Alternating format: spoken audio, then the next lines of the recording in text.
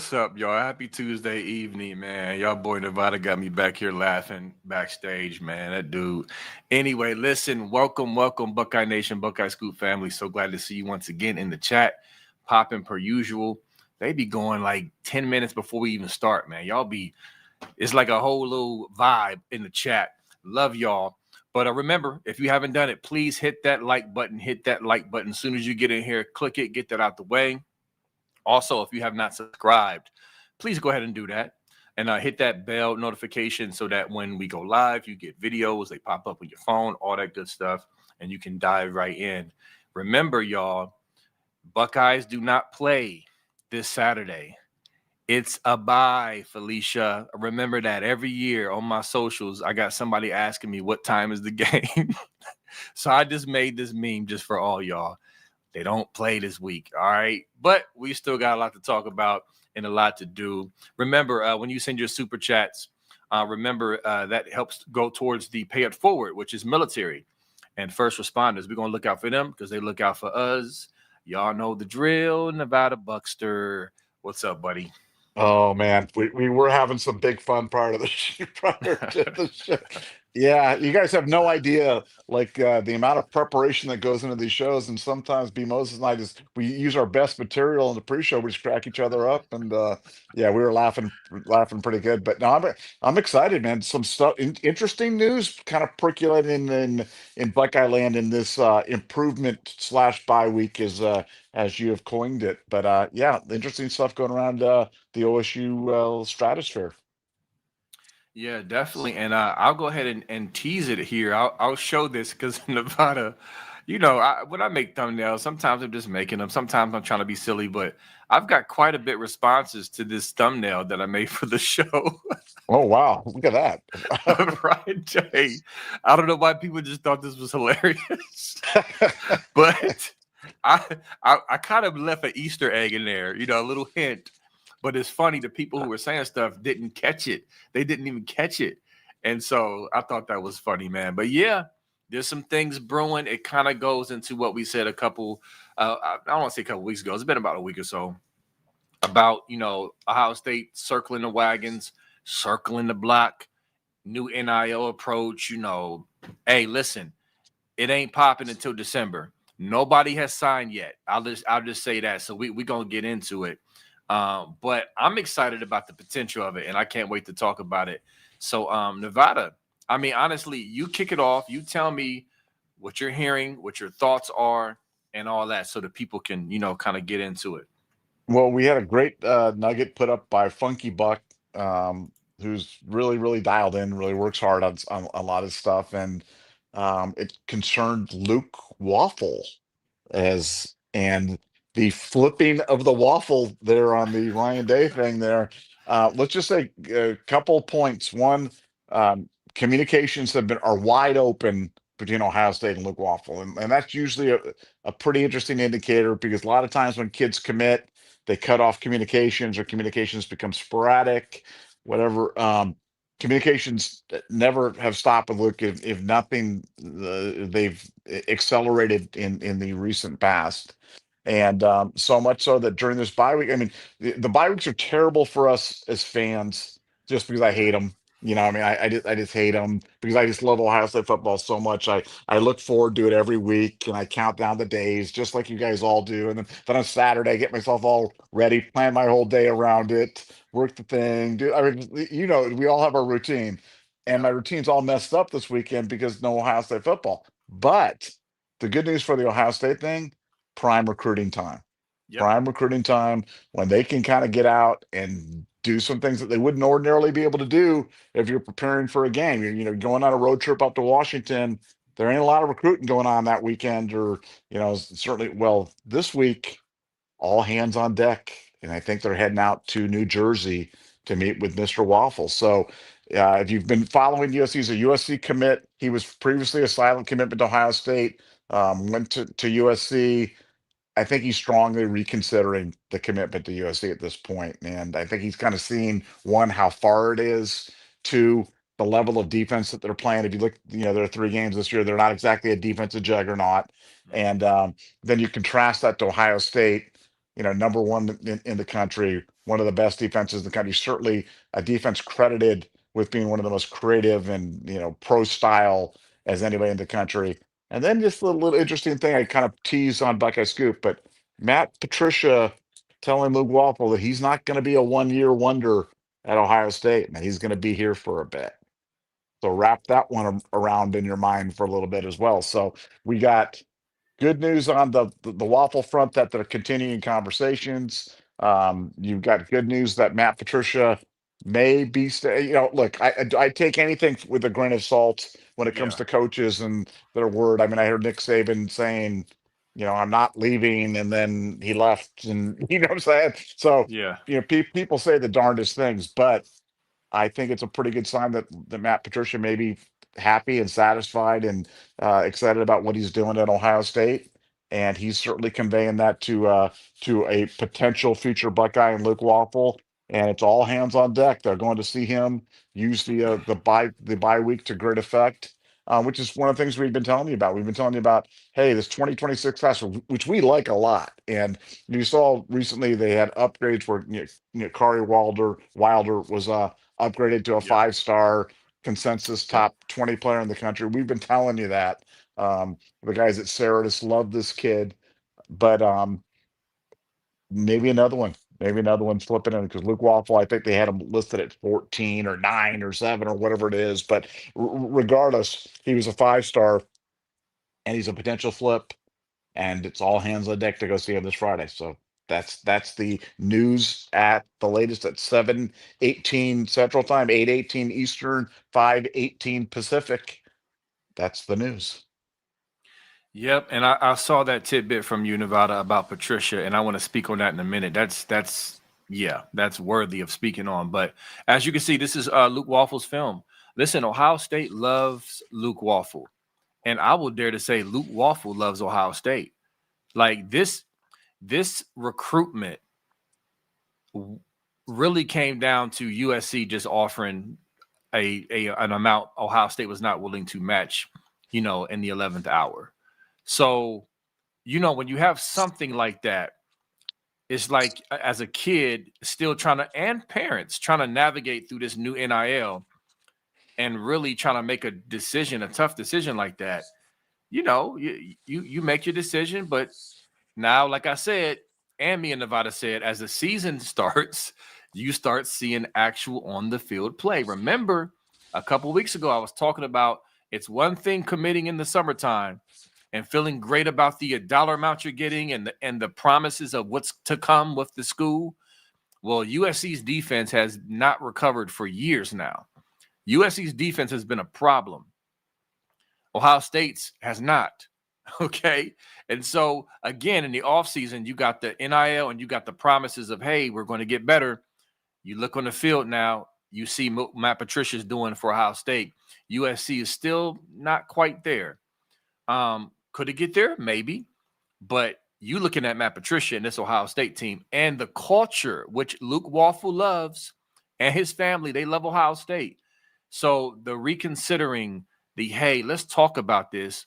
And yes, getting to what you said about Matt Patricia, it's hard to go all in and just say, yes, 1,000% Matt Patricia's not going anywhere.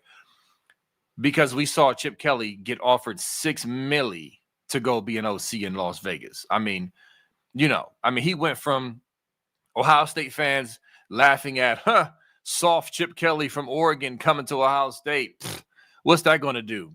To, oh, dang, highest paid coordinator in the league.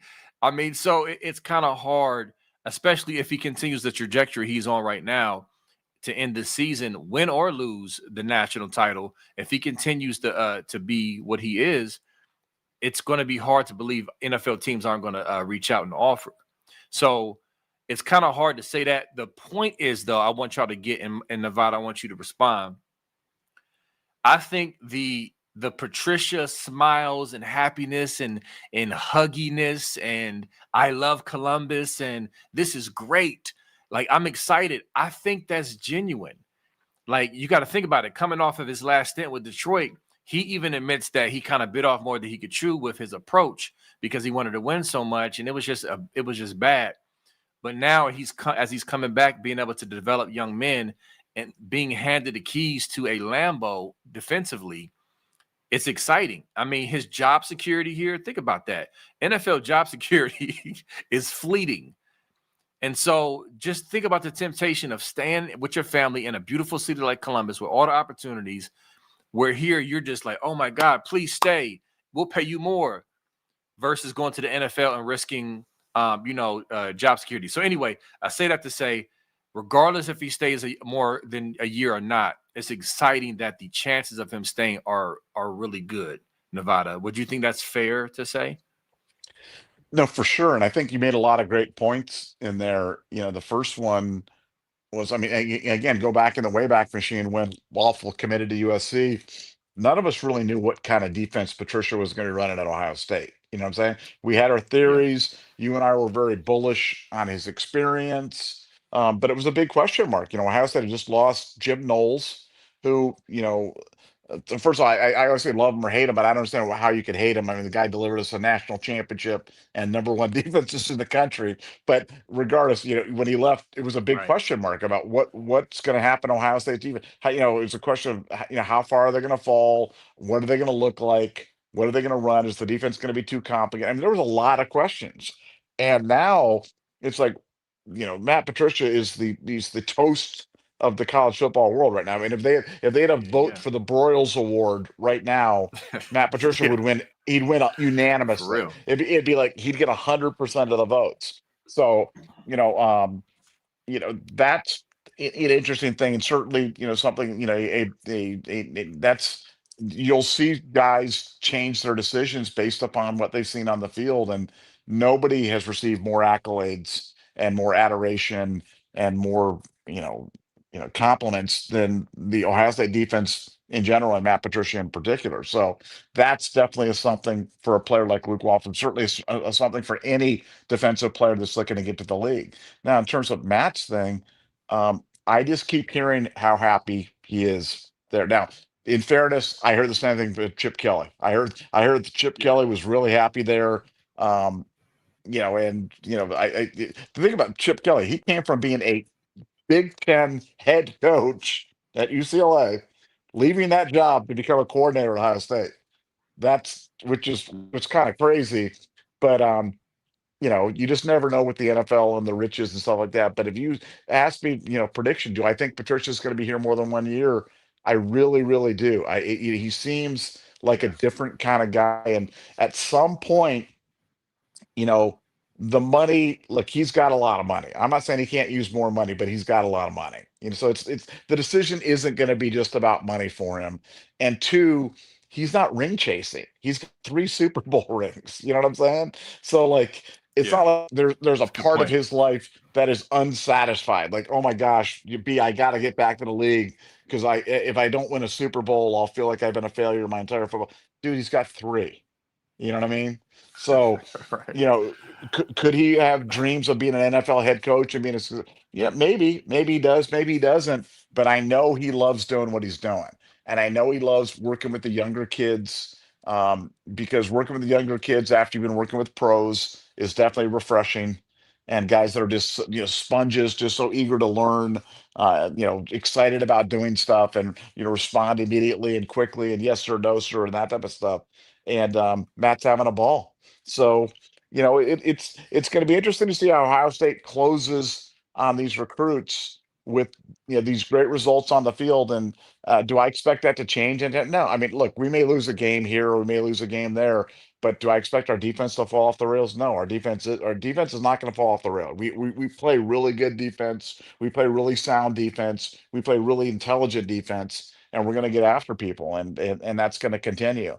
But hey, it's going to be interesting to see if we can turn some heads. Um, Luke seems to be a prime guy. When we had talked about when people asked, well, this new approach of Ohio State, who could it net? Who could those guys be that it went? And the two guys that right off the top of my head were Braylon Womack, Luke Hmm. Waffle. You know what I'm saying? So we'll see. Both defensive players, both kids that wanted to be there at Ohio State, both kids that are continuing to have open conversations with Ohio State.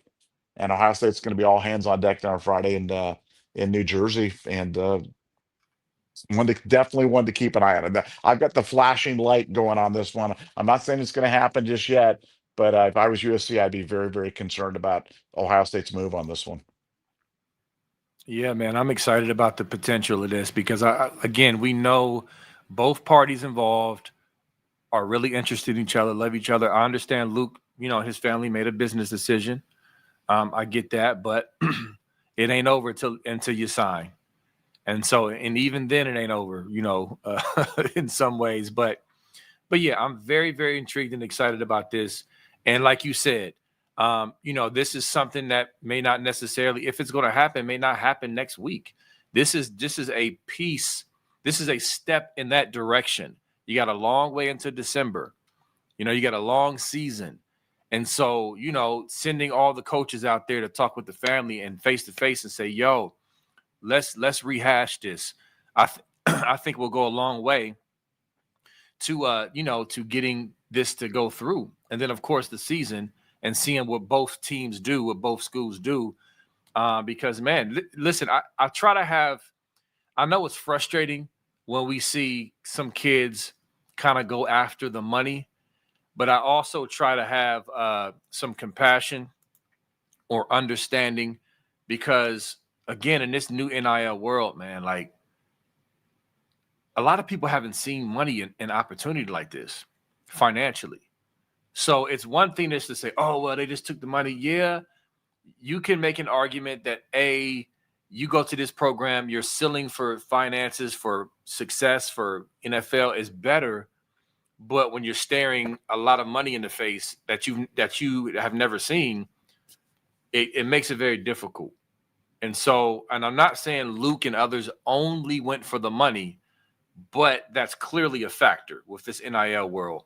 And so, I say that to say you got to take time to process things and seeing real football on the field and seeing a coach like Patricia show his stuff and remind the world that he is that dude, he is him. You kind of reevaluate and start thinking about stuff and then you look at the NFL. I mean, you got to imagine that the process, it's a lot. You got the dollar signs, but then it's just like, yo, man, look at what these dudes are still doing in the NFL. Patricia is killing it. This defense looks awesome. And so, yet to your point, Nevada, I sleep comfortably at night knowing that our defense is going to continue to be really, really good.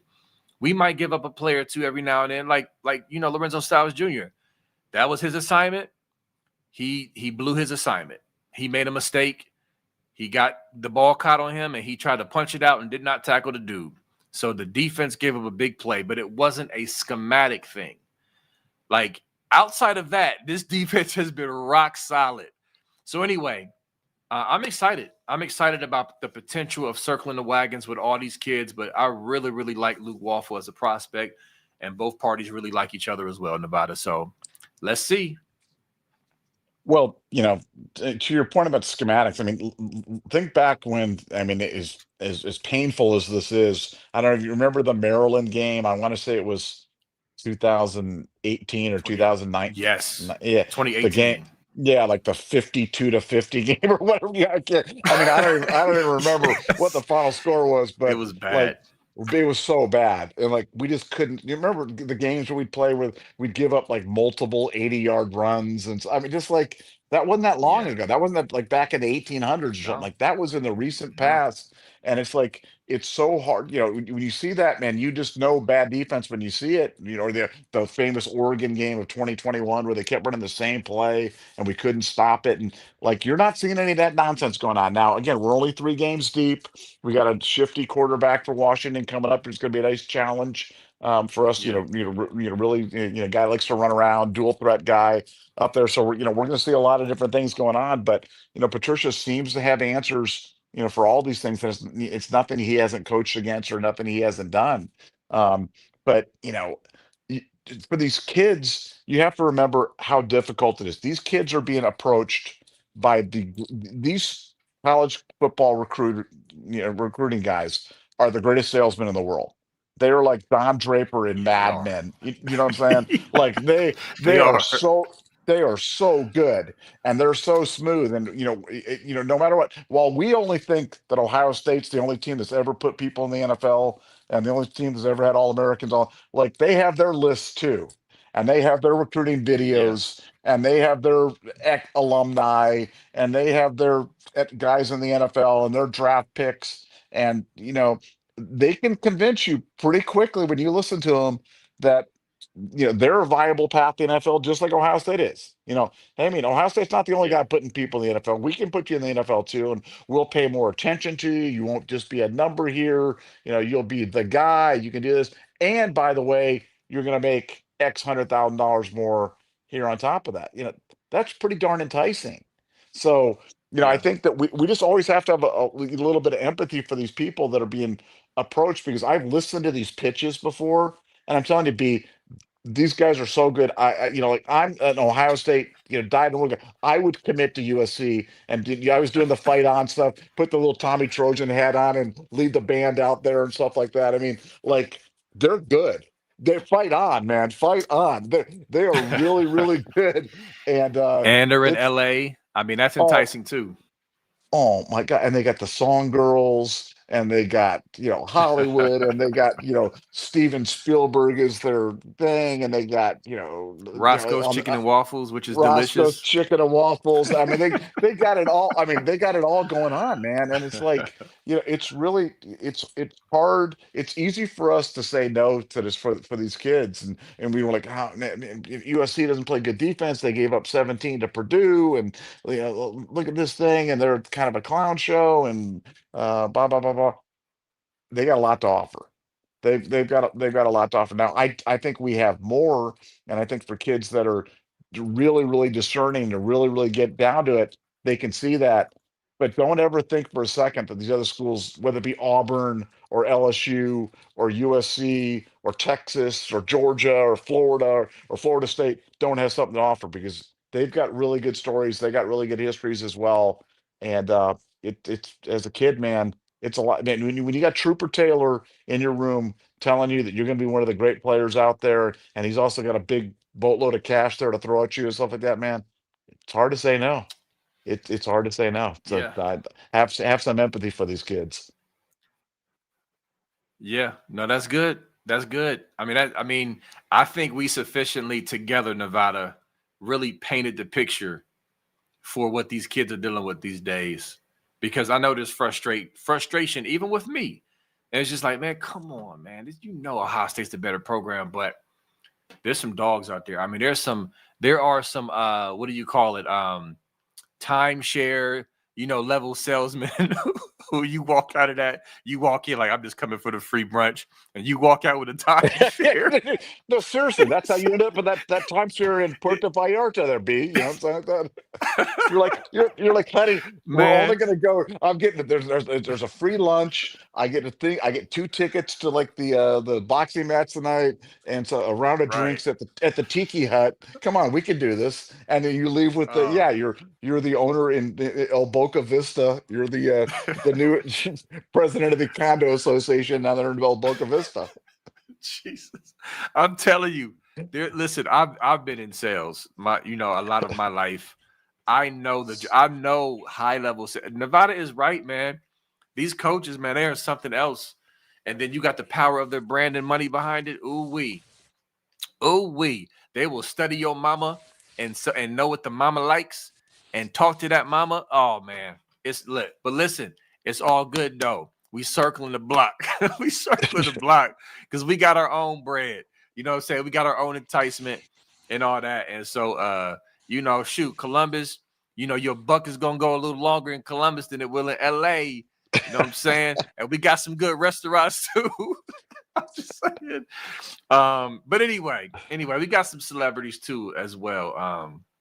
Like Nevada said, I'm a celebrity now, so I'll Yeah, give you, you I'll are. give you my They've got Dr. Dre and Ice Cube, and we got B Moses and stuff like that. please. Oh man, that is funny. Anyway. But listen, again, I'm excited. This is a lot to be excited about. Ohio State. I think the point is, y'all, we've been telling y'all, Every instance where it seems like Ohio State's going to be left behind, I don't care what it is. What always happens? It's just like they come back like the Terminator. That liquid starts coming back together, and they just what's the model? I forget the model name for that Terminator 2 model, but we just not going to die. We are going to keep pushing, and we're going to adjust. And I'm telling you, man, we're going to see at the end of this cycle what recruits we end up getting, and I'm excited about it. I'm excited about this season.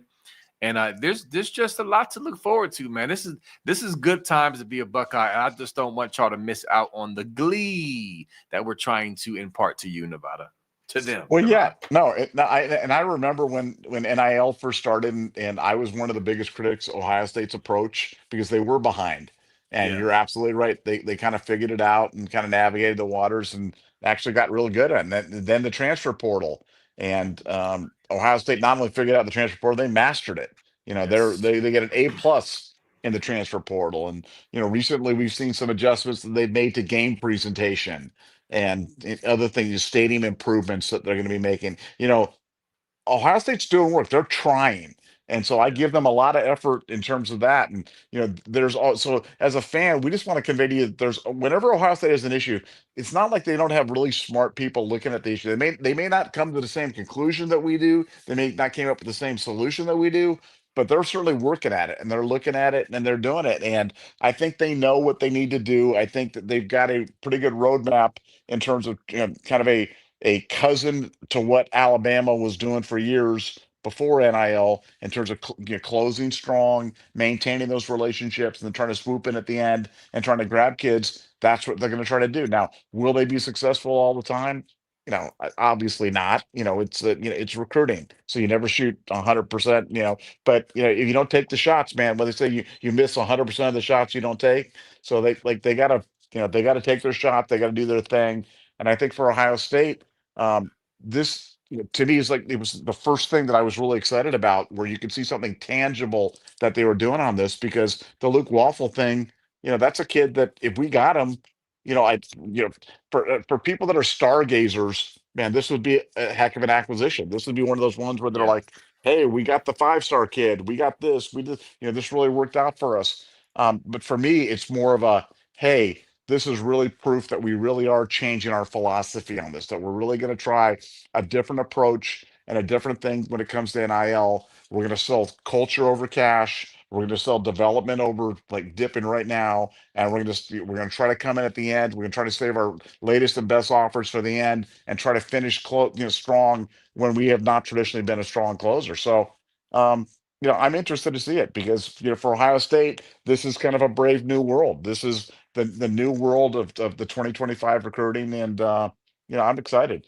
Lots of challenges for Ohio State this year. Lots of new coordinators, new quarterback, new players, new environment. But I like the way that they're responding, because I think that they're really attacking these issues. They're not putting their head in the sand and pretending these issues don't exist. They're going at Yeah. them full steam ahead, and I like that. Yep. I definitely like it, and I love it. And I saw it in the chat earlier. Somebody said, no matter how, we talk about, Ohio State and the coaches and their approach. Just Ryan Day, somebody said they noticed this year, no matter how well we're doing, he always looked like pissed off, or like just so focused that it looks pissed off. I'm telling you, man, that Ryan Day dude, he's not playing out here. He's not playing. And so with Ted Carter and Bjork behind him, and the Ohio State brand and power and all that behind him, he's really, really dialed in. And I said this before, Nevada. I was a little concerned that even after he got off the mat and went on that run, that he would not have the endurance to continue based off of what he went through, him and his family, his wife and kids. And I was a little nervous that he was going to, hey, I'm done. I got us the ship. I'm good on y'all. I'm out. But he has come back with even more vigor. And like I said, I famously said Bruce Leroy glow. For those who didn't see it, shameless plug, there it is. There's the Bruce Leroy glow. This is Ryan Day now. Like, he is so driven to get another natty to keep this program on top, keep these kids focused. And here's the other thing I want to quickly say about this, Nevada. Ryan Day has the benefit of, he's a younger guy, but he has the elder statesmen around him. Nick Saban, don't think they don't talk. That wasn't just a golf outing. There's mutual respect there. Okay. He has a Nick Saban who he's openly said he's following the blueprint for that Saban Bama as far as reloading with coaches and reloading and bringing in all the assistants. And then you got Urban Meyer, who he can learn from Urban's mistakes. I know that sounds blasphemous, right? Urban Meyer mistakes. Yes, his mistakes. Urban Meyer, for example, recently came out and said he did not handle the year after they won the title well. And he's correct. It was a very, listen to me carefully. I love Urban Meyer. That's my guy. That's the dude. But 2015 was not his best coaching year. That game against Michigan State was a malpractice of coaching, and he will tell you that. It was bad. All that talent we had, to lose to a backup quarterback for Michigan State at the crib and only run Ezekiel, single-digit times, it was bad.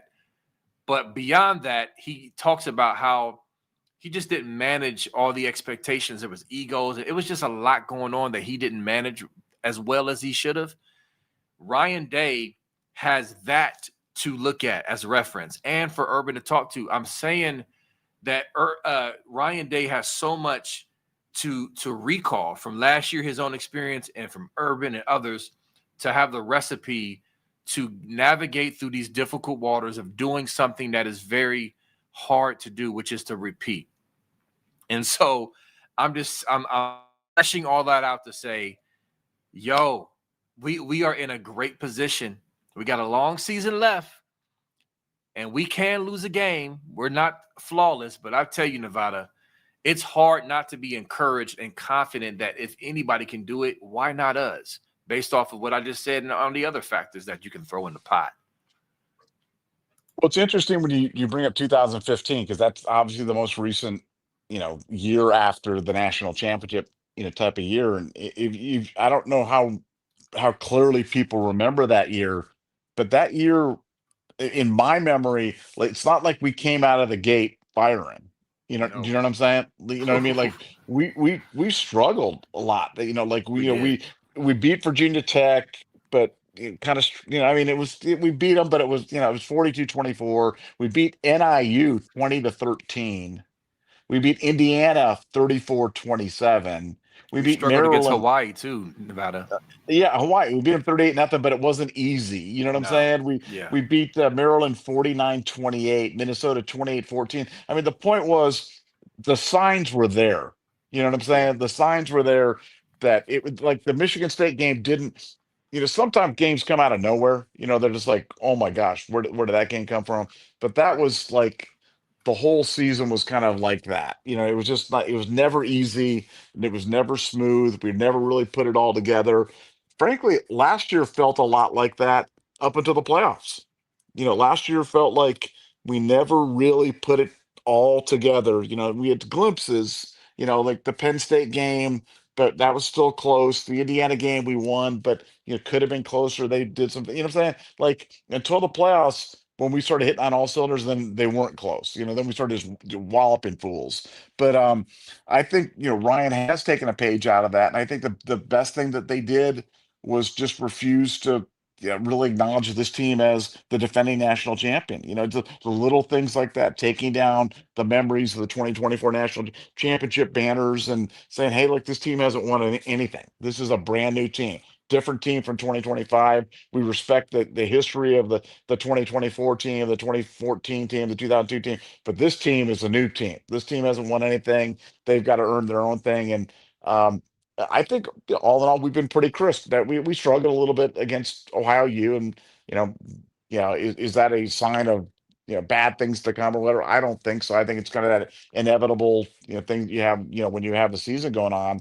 But Ryan could have gone one of two ways, and you're absolutely right. He could have skated and said, "Look, I want to go to the NFL now. Now's my time. I'm going," or he could lean into it and go, you know something, I am the elder statesman, not just for Ohio State football, but for college football.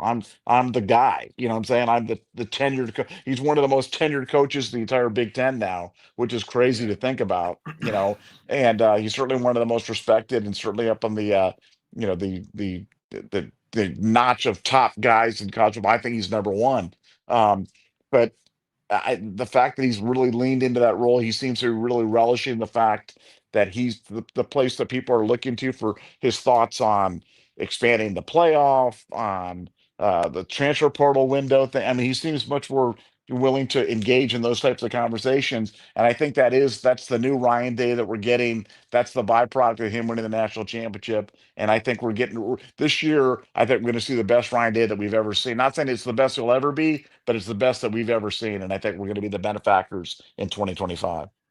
Yeah, I agree that phrase, what you ended with, the best Ryan Day we ever seen. I really believe that. I think we're seeing it. It's like, I think saying the light bulb has come on is not. I don't think that simplifies it too much. I don't know if that's the right way to say it, but it's just, how can you not? It's like you know how you have like an impact event, right? It's just like, it's something that impacts your life. How can you not be changed when there's an impact event, right? Either for the worse or for the better. Clearly, the signs that he's been changed for the better after getting off the mat.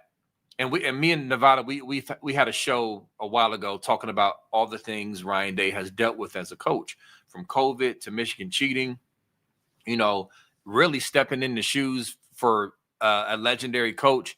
I mean, there were other things that we mentioned. I think expansion, yeah, all of that. It was a lot of stuff. And so, he's had to deal with a lot in his tenure, unprecedented. But then the greatest of them all, to lose a game like that and bounce back like he did, how can you not be changed? And I think we're all seeing it. We're seeing the evidence of it, how he's moving, how he's talking, how he's coaching. And so I would be very afraid if I was, other schools, because it's like, this Ryan Day, he's just like, oh, for real? Like, I got a natty now too? Oh yeah. It's really on. And so, to really also bring it around, Nevada, from 2015 till now, listen, that we have some great kids in that locker room. There was some talented, great kids in that locker room. But to your point, you asked the question consistently, have we seen a better culture than we have now? And the answer is no. The culture in this team and in this program right now is greater than the culture then. Am I saying that the culture then was trash or abysmal or bad? I'm not saying that. I'm saying nothing compares to this current culture. So when you have mature guys like Caleb Downs and Sonny Styles, who are still here, currently here, and other guys, obviously we lost Ibuka last year, but those guys were just here. Their footprint and imprint is still in the program. Will Howard. I mean, because not only are we, recruiting great guys, we're also bringing great guys in from the portal. So I'm pointing this out because Ryan Day is not, he's being strategic, not just because he wants to be cheap with NIL or cheap with recruits. He sees how powerful the culture is. It's a key point of why this team is able to do what they're doing, and the continuation of it relies on the culture remaining intact. So when you got guys like Caleb Downs, who is a once in a lifetime talent and mind on the field, guys like Sonny Styles and some of the other guys that we have currently on the roster, I mean, it's like it's hard to not be excited, Nevada. And so sky's the limit, man. I'm not gonna keep rambling, but I just wanted to say that.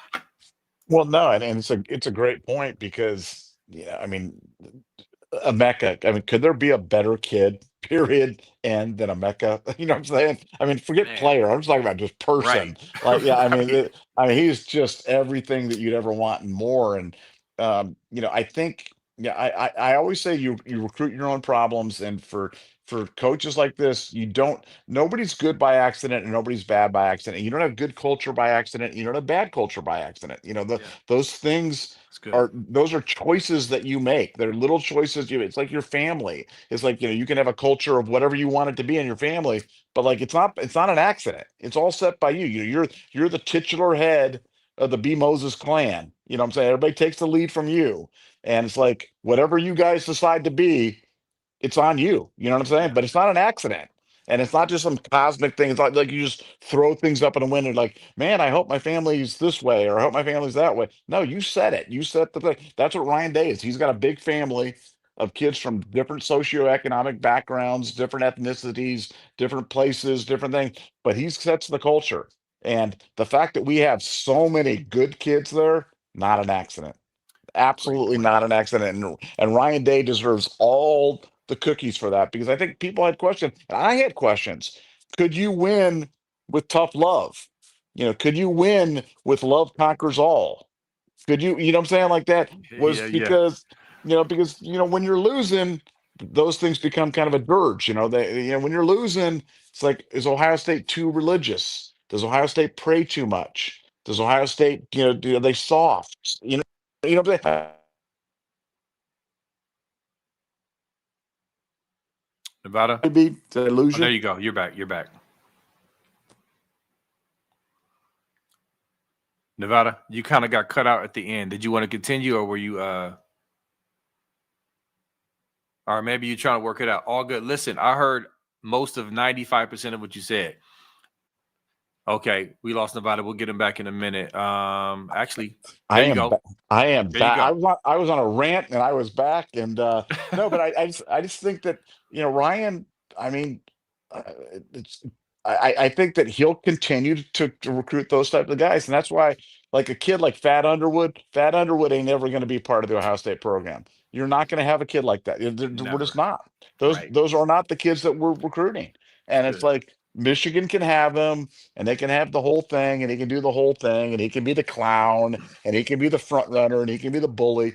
Man, that's not going to be Ohio State. We're just not going to go after those types of kids. And so that means we're not going to get every kid. Some of the kids self-select, on the list of top 200 kids.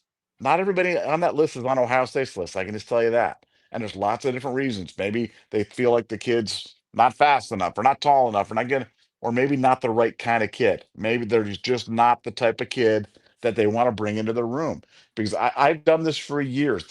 I talk about, there's very few areas that I'm completely conversant on, and building teams is one area that I know.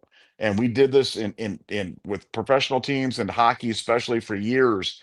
And it's like you can get away with having one knucklehead in your room. You can get away with one in a hockey room. You can get away with one knucklehead. You can't have two.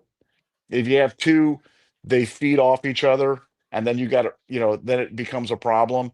But if you got one kid that's like insanely talented, but he's a knucklehead, and you want to take him on as your project, you might be able to get away with. In a room of 105 football players, you know what I'm saying?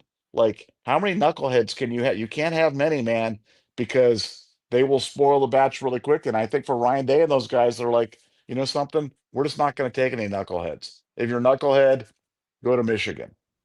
Go to Florida. Go to Florida State. Go be a knucklehead somewhere else, but don't be it here. And I admire Ryan Day for doing it that way, because that's not the easy way. Because Yeah. not all football players are, not every football player is a Mecca Buka. I can tell you that. You know what I'm saying? I've met them all. They ain't all like a Mecca, man. They broke the mold with a Mecca. So I think Ryan, where did Ryan Day go to get a Mecca Buka? All the way over to Washington. He Yeah. went all the way across the country to get that kid. And so, like, that's the kind of net that Ohio State's throwing out there. That's the kind of kids, that's the quality of the kid that they're getting right now. And as much as we talk about Emeka, like you said, Caleb Downs is he's the Emeka Buka of the defensive side. Yeah. Just smart and dedicated and just on it and just completely in control, just the ultimate teammate, just the ultimate captain, the perfect kid in terms of, for any NFL team to kind of build their team around.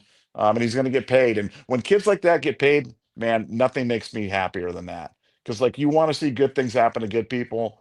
And Caleb Downs is a really he's a really good person. I was really sad when we didn't get him the first time around. The fact Yeah. that we got him the second time around, man, it's such a pleasure, and I'm going to enjoy every game this year watching him play. Amen to all of that, man. That was great, Nevada. The comparison you made to like my, not just my family, but anyone who has a family. I mean, you're right. You don't. It doesn't happen on accident. You set the tone. Just like your kids are watching you. They watch. They repeat what you do, not what you say. Same thing with the coaching staff. These programs that are just letting kids run amok and just go crazy. It didn't happen on accident. That's a great point, man. He definitely deserves credit for that. Yeah, there was definitely questions. And I will say this, y'all, as we're talking about Urban Meyer, outside of Woody Hayes and Earl Bruce, and before I continue, I want to ask you a question, Nevada. Outside of, this is off the top of the head, Earl Bruce and Woody Hayes, and let's just say Jim Tressel, can you think of anybody else who loves Ohio State more than Urban Meyer? No, no. I mean, Urban, I mean, he just, I mean, I just cannot say enough good things about Urban Meyer. And he's very different from Ryan Day. He's very different than any coach that we've ever had at Ohio State. But man, he's a magnificent college football coach, and he loves the Buckeyes, man. And he's not shy about telling people it either. Now he's not a clown like Portnoy and going out there and doing the overt trolls and stuff like that. But like he's very proud to be a Buckeye. He definitely wears his Buckeye his heart on its sleeve, and that's why when I had a real Urban Meyer to Ohio State, and he told me how much he loved Ohio and how it was like a dead certainty that if Ohio State offered that he was coming, Yeah. and when it happened, that was so exciting. But I was just like I couldn't wait to see that happen. Yeah, it definitely was exciting. Um, I'll say this. I asked the question, and I agree with everything you said. I asked the question because people who have questioned Ryan Day, as far as because listen, I still got people I know to this day who just don't like the dude. They want him fired. Because he didn't beat Michigan enough times, even though they've were busted for cheating. There's still people out there who exist, which is crazy. But the point I'm trying to make is Urban Meyer thought so highly of Coach Ryan Day that he thought it was suitable for him to take over the reins of his beloved, precious Ohio State Buckeye program. He handpicked him and said, Gene, here's your guy. Do not let him get up out of Columbus. He's the man. So if Urban Meyer thought that highly of him, knowing that he didn't have experience as a head coach at a big time program like this, that tells you something. There was some ups, some downs, some twists, some turns, some challenges out the wazoo. But now we see what Urban Meyer saw in Ryan Day. So I wanted to call that out. And one other quick thing, and we're gonna get to the super chat, is that Nevada, you were talking about let the knuckleheads go to other schools. And listen, we always try to just bring stuff up like I'm about to bring up. To the purpose of us doing this is to bring perspective. Okay. So when it comes to bringing guys in and missing out on a so-called 5-star that we didn't pay enough for or that we didn't whatever, I think we have to remember that these coaches trust their evaluation more than they trust 247 or rivals. Look at this kid right here, okay, who's currently on the roster. I want you to see his ranking with 247, okay? Jalen McClain, 3-star on 247, 4-star composite, 373 in the nation, not even a top 300 kid. I wouldn't trade him for anybody right now. Like, I love this kid. I loved him last year when I saw him flying around. I was like, hey, this dude, now so far, look at this monster out there killing it. So I'm sure in hindsight, a lot of people would have said, give me the 5-star at his position over him. And maybe the 5-star would be really good. But give me this dude. Nevada. Like, I mean, he needs to be talked about more. This kid is a monster. That hit, that legal perfect hit he put on that Ohio receiver, mwah, chef's kiss, man. What you think about Jalen McClain before we get to the super chat, Nevada? Well, the fact that he's been able to keep Malik Hartford on the sideline just, Yeah, I mean, that just tells you everything you need to know. Because I just think Malik Hartford's a dude, like a super dude, like a really, really, really good player. So yeah, yeah, look, we could go up and down the list and look at guys that were underrated. I think now it's funny because now when you talk about kids, everybody seems to think that like they all knew that they were going to be great. Arvell Reese, yeah, I knew Arvell Reese was going to be great. Austin Seyerveld, yeah, Austin Seyerveld, yeah, I knew he had the look of a champion when I saw him. That, and it's right. like. Yeah, yeah. No, I don't really think that's true. I mean, most people, not everybody, but most people tend to just, they think the 5 stars are going to be good, and the 4 stars are going to be pretty good, and the 3 stars, they're not even sure why we recruited them. You know what I mean? And uh, you just never know. But the Ohio State's looking for different things. They're looking for different characteristics, different character makeup in these kids, and they've done a heck of a job assembling a great day. And it's like I said, I know the challenges of doing it with a hockey team where your roster's like 25 guys. I can't imagine how you do it on a football team with 105 guys. Yeah, Crazy, crazy, crazy difficult to do, keeping everybody happy, keeping everybody engaged, and everybody's a free agent too. At the same time, you got 105 free agents on your team at the same time because they can leave at any time. So, yeah, wild type of pressure, but they manage to do it, and they do it well. yeah. That's a good point. That is a good point. All right. So, for the super chat, Dev, what's up, brother?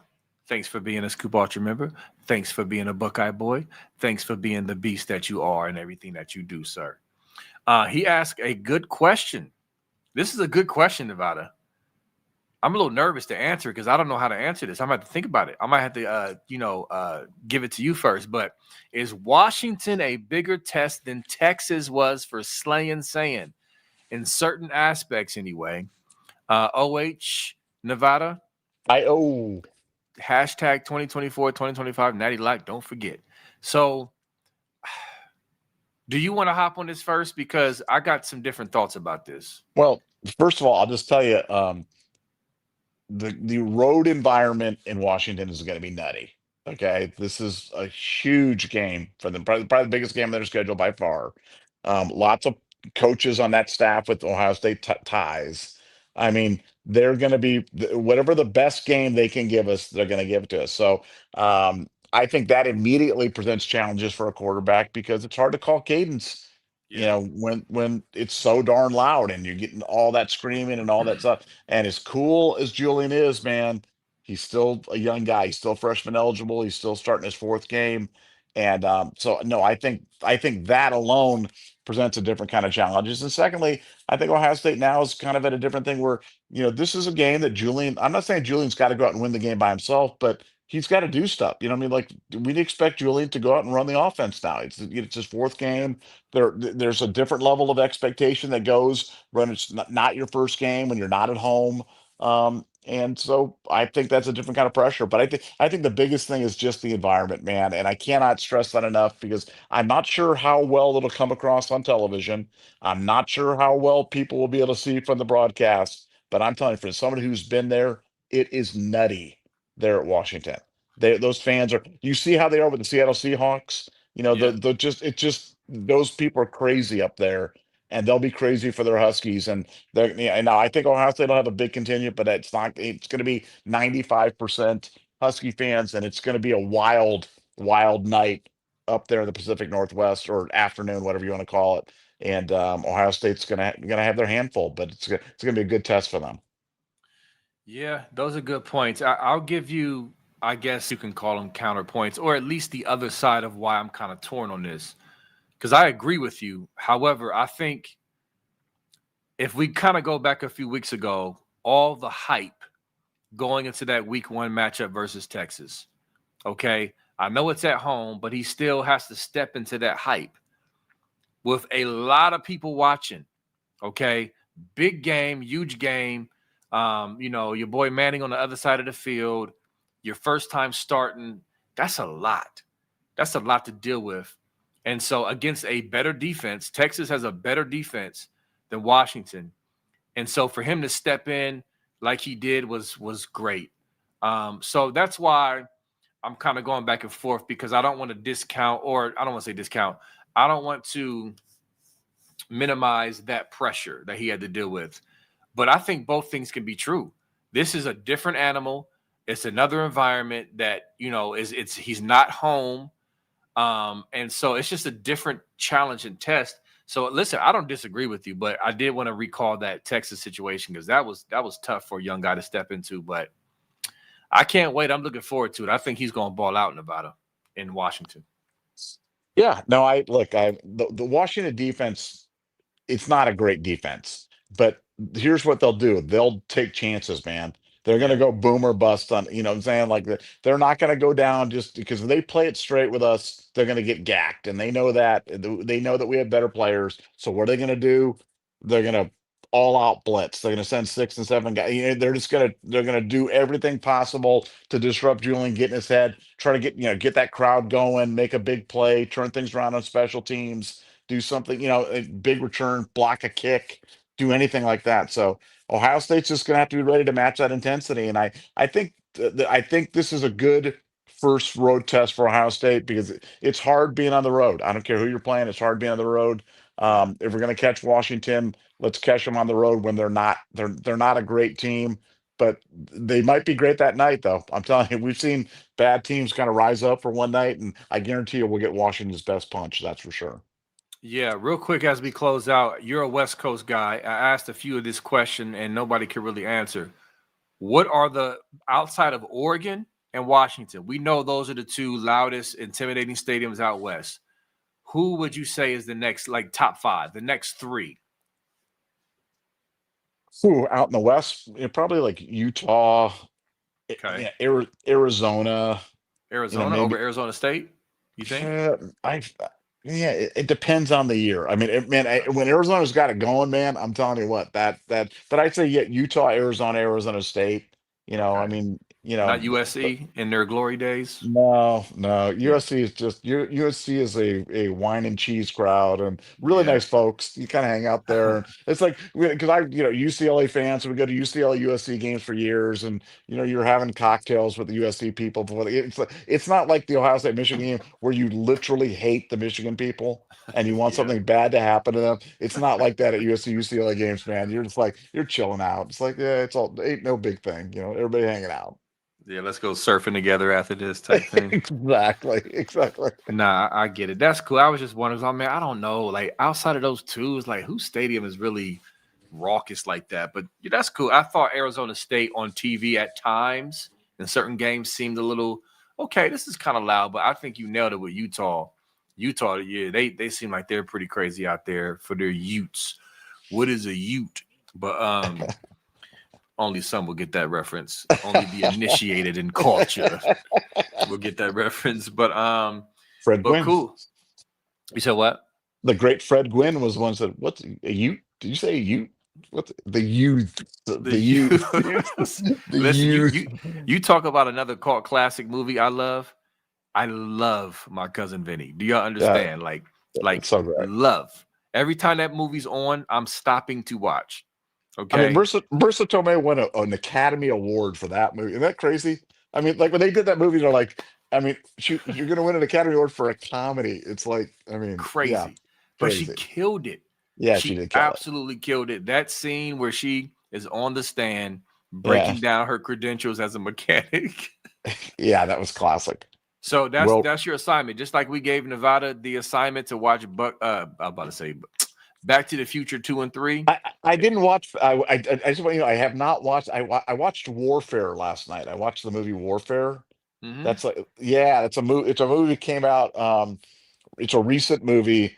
Kind of a very realistic war thing about these guys in Ramadi, Iraq. The SEAL platoon and this kind of situation they face there, and that was good. But I have not watched Back to the Future 2, but I may do that tonight. I may fire it up tonight and watch that. Okay, I just googled it. Oh, this dude, I see the dude from Will Poulter. You know his name? Yeah, yeah, yeah. Yeah, he's been in a lot of movies. I just pulled it up on Google. I may have to check this out. Joseph Quinn, he's blowing up. I think that's the dude from Stranger Things. Yeah. Charles Melton. This it's a good cast. I might have to check that out. But Yeah, it was very realistic. It was like you kind of felt like what it would have been to have been in that situation, and just the whole disorientation from the IEDs and stuff like that. And yeah, it was pretty crazy. look at Stilly, Nevada. He calling you out, man. I Don't. know, I know, I know. He said Nevada's never going to watch the. Man, I would be so upset with Nevada. Like I would be really angry if he played us and didn't watch. But I believe in him. He's going to watch. I'm a movie guy. I'm definitely gonna. I just, I'm binge watching old Deadliest Catches and Bering Sea Gold and stuff like that. So I gotta quit streaming that and commit to this. Breaking Bad. Yes. I'm about to start Breaking Bad for the third time too. So I Oh gotta I man. gotta I gotta switch over Listen. to this one movie, Great, one night. outstanding. I've watched Game of Thrones 8 times now. I mean, listen, you love what you love, but listen, that's y'all's assignment for those out there, Yeah. you youngins that's in your 20s and 30s, or maybe just missed it. My cousin Vinny, you will not be disappointed. Joe Pesci, it's a wonderful comedy, and it's a great. And actually, Nevada, last thing I'll say, it's not only a great comedy. Did you know that law schools actually use the movie for reference points? Like they actually watch clips from the movie for the cross examinations. I promise you, it's real. So there's actually really good courtroom banter, and that's supposedly legitimate when it lines as far as lining up with the legal process in a trial. And so that Well, movie is just goaded. and the judge that was his last role. The great Yeah, Herman Munster, Fred Gwynn played cancer. that. Yeah. I mean, what a great actor, and I mean, he was terrific in that movie. Oh man. Oh man. Just I might have to watch that tonight. Listen, y'all don't understand. Like Coming to America. I mean, my cousin Vin. I mean, it's up there. Okay. So anyway, but cool. That's y'all's assignment. But listen, love y'all. Appreciate y'all. Police Academy Tackleberry. That's a whole nother podcast. I love Police Academy. So let's stop now before we go another 20 minutes. Okay. Because the Blue Oyster is hilarious. Anyway, listen, we're going to see y'all tomorrow. Love y'all, Buckeye School family. Buckeye Nation, we out. Peace.